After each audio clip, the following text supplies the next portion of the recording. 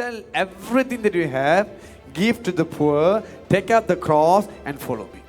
Most of the time we argue with the Lord saying that, Lord, 9 things I have done for you, only this one weakness, can you please adjust with me?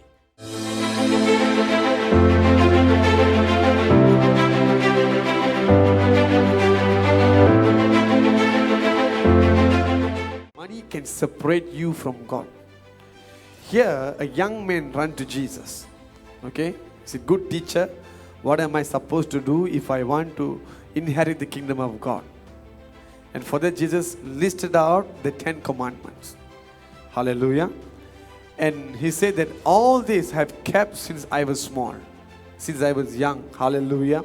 And for that, Jesus looked at him and loved him. Take note. He became the beloved of Jesus because he obeyed God's commandment. He obeyed the 10 commandments, faithfully kept the word of the commandments of God. But Jesus added one more thing. He says that sell everything that you have, give to the poor, take up the cross and follow me. Most of the time we argue with the Lord saying that, Lord, 9 things I have done for you, only this one weakness, can you please adjust with me? But here Jesus said that 10 is not enough, I want more. But you argue with the Lord saying that, Lord, I have gave up my 9 bad habits, only one is still with me, leave it unto me. I hope you understand that I have given up everything to you. Only one person is with me right now. But here God said, I want more of you, more than what you're doing right now.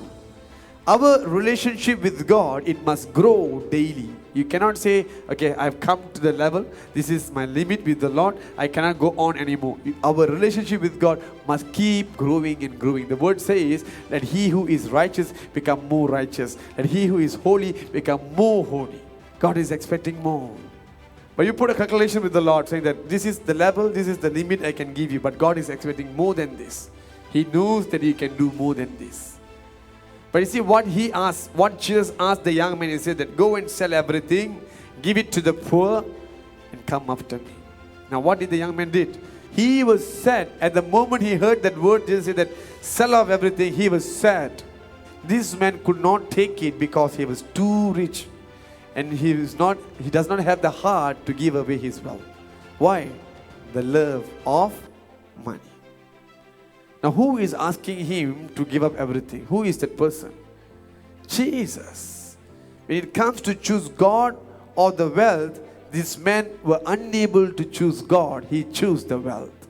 There are times where God will come to you. He will say, now give up everything, come behind me. That's going to be the toughest thing in your life. It will be a great challenge for you. When you were willing to give up all that you had for the sake of God, God will restore it back or even give you back in double portion. But the question is, do you have that heart for God? Do you have the love for God? If you love money more than God, you will not be able to do that. All of us will have to go through this one day. God will put us into the situation. That's how he did to Abraham. Who is important for you? Isaac or me? Sacrifice him for you. He will test everybody. As a Christian, we must go through the room of Joseph. We must go through the room of Abraham, Jacob, Isaac, Moses, and Job. All this room we must enter to prove our faith. None of us can escape. God will make us to be perfect before him in faith. I'm not here to scare you. I'm not here to scare you. But this is the truth. I must prepare you for this. And of course, the end is always glorious. The end of all trials will be glorious. That you should believe, because all the Bible characters, their end was glorious. They were not sorrowful. God changed everything. You see, this man became so sad, he was not able to give up the wealth. Why? He loved the money so much. Hallelujah. Therefore, this young man, although God loved him, Jesus loved him, yet this man was separated from Jesus. He was not willing to let go of his wealth. Likewise, today we also are separated from God. Though we are Christians, but there is no relationship between us and God because of the love of money. He did not say impossible, but he said it is hard. You can enter, it is hard. Because your heart will struggle. Your heart will struggle in choosing God or the wealth. God or the wealth. This is where we often struggle. If, let's say, someone placed a 10,000 ringgit before you and say that you take this and forget God, what would you do? Some would say, Pastor, this 10,000 are given by God. Maybe God is opening a door for me in this way. Take 10,000 and go. Hallelujah. This is the kind of people we are living with today. Hallelujah. I'm happy if you are willing to just throw away the 10,000 for the sake of God.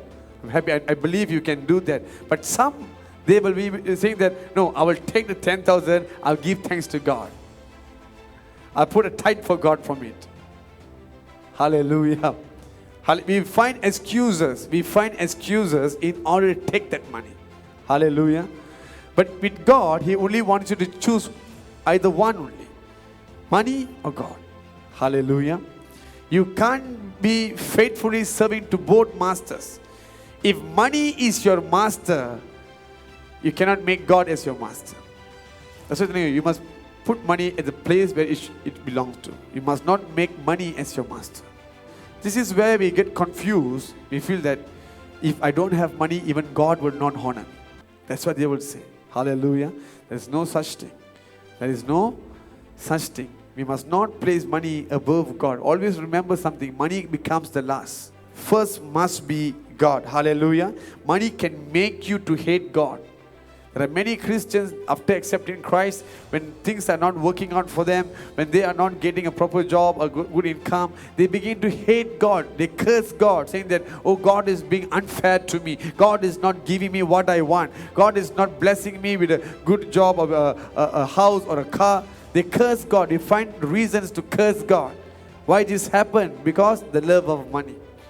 But anyone who truly accepted Christ and he is going through a poverty situation where he financially broke, he will never curse God. He will praise God.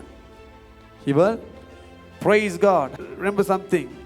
If your situation is not siding you, there's no income for you, even if you are jobless, if you truly love God, you will never curse God because of money.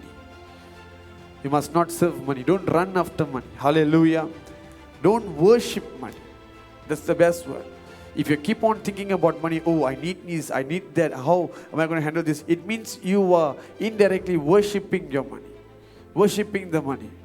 Anything that comes in your mind often, day and night, that becomes your God. If you keep on thinking about the problem, you are worshiping your problem. If you keep on thinking about how to make money, how to get more money, you are worshiping your money. That's the thing. So you must understand something. As a Christian, God called you to think about Him day and night. Day and night, from the time you begin your day to the time you're going to sleep, you must only think about God. The rest is, of course, is there, but you can focus on God at the same time by doing the work. Hallelujah. But here we fail. We only think about how to make more money. The love of money.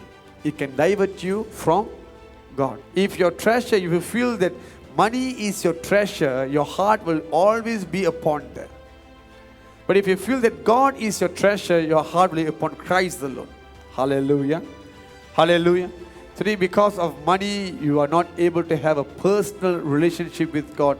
Could not join in church activities, church prayers, service, all this. Why it happens? Money steals the time. Money take away your time. Hallelujah. Hallelujah. You must be careful on this part. When it comes to God or this, you must choose God alone. God sees all these things, It might be very minor to your side. It could be very minor thing, small thing. But God sees that very clearly. Hallelujah. Hallelujah. So this is how we are separated from God through the love of money. That's why God said that you cannot serve two masters. You can only serve God alone. Hallelujah. The money that you are holding in your hand, that you have in your savings, one day can lose its value. Its currency can fall. But the currency, there's no currency for Jesus and His blood. He is the same yesterday, today, and forever. He is much more valuable than anything that can hold on this earth. Man can make something and say, this is the price tag for it. But you can never place a price tag for God, because He is the most valuable person on this earth. Hallelujah. Hallelujah. So we must know which is valuable, because one day the amount of money that you have can lose its currency, its value, but he doesn't lose his value at all. He's the same forever. Hallelujah. Therefore, don't let the temporary thing to separate you from